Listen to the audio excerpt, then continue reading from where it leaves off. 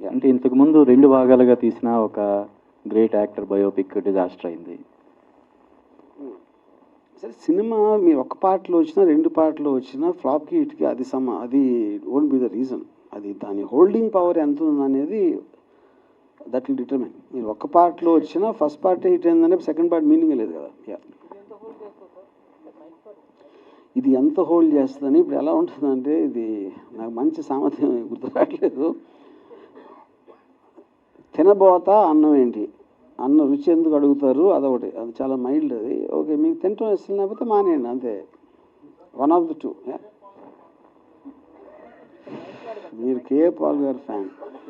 యాక్చువల్గా ఆనెస్ట్గా సార్, మీరు చెప్పే వరకు నాకు గుర్తురాలేదు పెట్టాలని. ఇది ఫస్ట్ టైం అడిగారు ఎవరో క్వశ్చన్.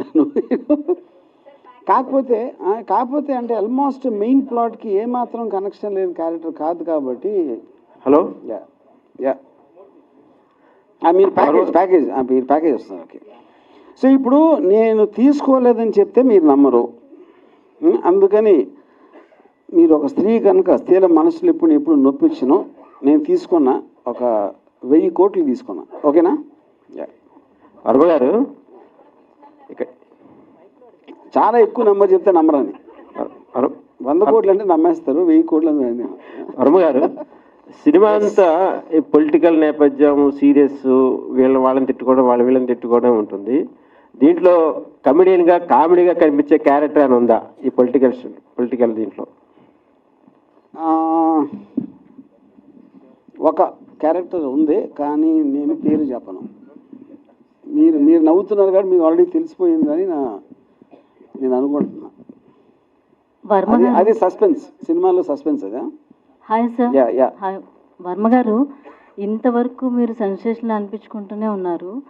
సో ఇప్పుడు ప్రత్యేకంగా రాజకీయాల మీదే ఒక క్రియేటివ్ చేస్తున్నారు. ఎందుకు బయోపిక్లు అంటే మీకు రాజకీయాలు మాత్రమే గుర్తొస్తున్నాయా, లేకపోతే ఏంటి, అసలు మీ దగ్గర స్టోరీస్ లేవనా, లేకపోతే ఏంటి అసలు? బేసిక్గా 1 పాయింట్ అంటే, నేను తీసిన వెరైటీ ఎవరు తీయలేదు. ఫస్ట్ ఆఫ్ ఆల్ బయోపిక్స్ కూడా నేను ఆల్మోస్ట్ మోర్ దెన్ నా డైరెక్షన్లోనే 60 సినిమాలు పైగా వచ్చినాయి. దాంట్లో బయోపిక్లు అన్నీ కలిపినా కూడా, ఇది సర్కారు ఇలాంటి అన్నీ కలిపినా కూడా హార్డ్లీ 5 or 6 ఉంటాయి. కాకపోతే బయోపిక్ అనేది ఒక పాపులర్ క్యారెక్టర్ తీసినప్పుడు కొంచెం ఇంట్రెస్ట్ ఎక్కువ ఉండదు, మీడియాలో ఎక్కువ వస్తుంది. అదొకటి డిఫరెన్స్. అండ్ డెఫినెట్లీ ఇప్పుడు అంటే పొలిటికల్ అనేది క్వశ్చన్ కాదు, నాకు పవర్ఫుల్ పీపుల్ బయోపిక్స్ తీయడం అనేది ఇష్టం. వాళ్ళు క్రిమినల్ అవ్వచ్చు, లేకపోతే పోలీసులు అవ్వచ్చు, పాలిటీషియన్స్ అవ్వచ్చు, ఎవరైనా అవ్వచ్చు. ఇప్పుడు మీరు అన్ని ఫిక్షనల్ క్యారెక్టర్స్తో చేసామన్నారు, including Jagan and Bharathi character, అన్ని ఫిక్షనల్ క్యారెక్టర్స్ అంటారు.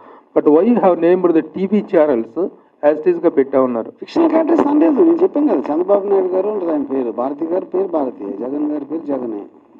అందరూ ఫిక్షనల్ మీరేగా చెప్పారు. ఫిక్షనల్ సరదాగా జోక్ కూడా అర్థం చేసుకోకపోతే. సరదాగా ఎలా అంటారు సార్? ఇంత సీరియస్ గా ప్రెస్ మీట్ జరుగుతుంటే మీరు ఆ క్యారెక్టర్ సరదా ప్రెస్ మీట్ సీరియసా? ఇది ఫస్ట్ టైం అంటున్నాను. టీవీ ఛానల్స్ మీద ఏంటి, వాట్ ఈస్ అవర్ ఇప్పుడు సీరియస్ గా చెప్తున్నా, ఇది టోటల్ ఈ సినిమా మొత్తం అన్ని రియల్ క్యారెక్టర్స్, రియల్ ఇన్సిడెంట్లు, కానీ అవన్నీ నేను నమ్మిన రియాలిటీ.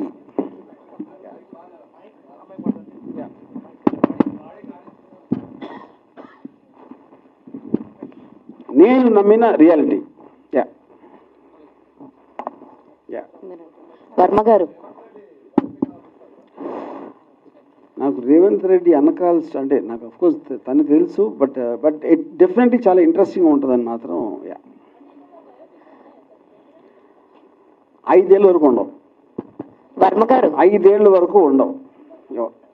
మళ్ళీ 4.5 ఏళ్ళు అయ్యాక మళ్ళీ అడిగితే ఆ టైంకి అప్పుడున్న పరిస్థితి బట్టి నేను బొట్టలోంచి మళ్ళీ ఏదైనా తీయచ్చు. వర్మ గారు ఇక్కడ హాయ్ సార్. ఇప్పుడు దాకా లైక్ మీరు ఇప్పుడు చూసుకుంటే ఈ సినిమా క్లీన్ యూ సర్టిఫికేట్ వచ్చిందని చెప్పేసి అని అన్నారు కదా. సో అంతకు ముందు ఏది చేయడంలో ఎక్కువ ఇంట్రెస్ట్ అనిపించిందండి, అవా ఇవా? ఇప్పుడు first of all clean you, dirty you అని ఉండదండి, యూ ఉంటుంది అంతే. అది థీమాటిక్ ఆస్పెక్ట్లో నాకు అన్ని రకాల స్టోరీస్, అన్ని రకాల నాకు ఇష్టం. ఆబ్వియస్లీ ఇందులో యూ సర్టిఫికేట్ రావడానికి మీకు ఒక అంటే యూఏ అనేది మోస్ట్ ఆఫ్ ద టైం అది ఒక సెక్స్, వైలెన్స్ ఇలాంటి జానర్స్ వైజ్గా ఉంటుంది. ఇందులో obviously it is a political real life drama. So దాంట్లో మీకు వేరే సర్టిఫికేట్ రావడానికి ఛాన్సే లేదు ఫస్ట్ ఆఫ్ ఆల్. అజయ్ గారు ఇక్కడ సార్, మీరు దావూద్ని అడ్డం పెట్టుకుని సెన్సార్ సర్టిఫికేట్ తెచ్చుకున్నా అని చెప్పారు. అయితే ఈ సినిమా సెన్సార్ అయినా సరే థియేటర్స్లో ఖచ్చితంగా అడ్డుకుంటామని తెలుగుదేశం పార్టీ వాళ్ళు కొన్నాళ్ళ క్రితమే లెటర్స్ పెట్టారు. ఖమ్మం జిల్లాలో కొంతమంది ర్యాలీస్ కూడా తీశారు. థియేటర్స్లో దీన్ని అడ్డుకుంటాం, థియేటర్స్ని బద్దలు కొడతామని కూడా చెప్తున్నారు. దానికి మీరు ఏం చెప్తారు? ఇప్పుడు ఇప్పుడు ఆల్రెడీ వాళ్ళు పెట్టిన లెటర్ ఏదైతే ఉందో అది వచ్చిన తర్వాత కూడా సెన్సార్ బోర్డు సర్టిఫికేట్ ఇచ్చేసింది కాబట్టి right no as things stand today దాన్ని అసలు మేము కన్సిడరేషన్ తీసుకోవట్లేదు.